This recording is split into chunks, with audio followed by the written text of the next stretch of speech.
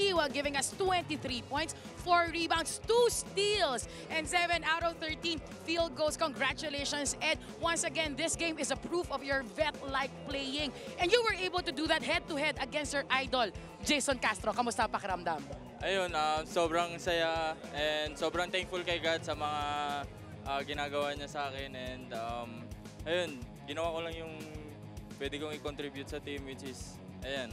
Then, ayan. Paano mo napapakita or paano mo napupunta yung sarili mo sa tamang focus, especially na katapat mo ang isang powerhouse katulad ng TNT?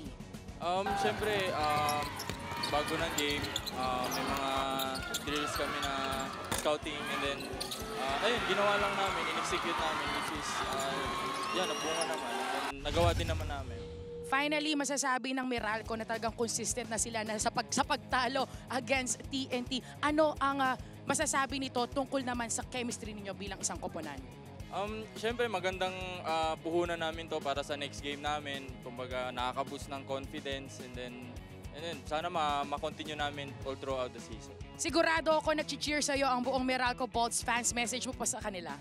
Ayun, maraming salamat sa Meralco fans and sa family ko.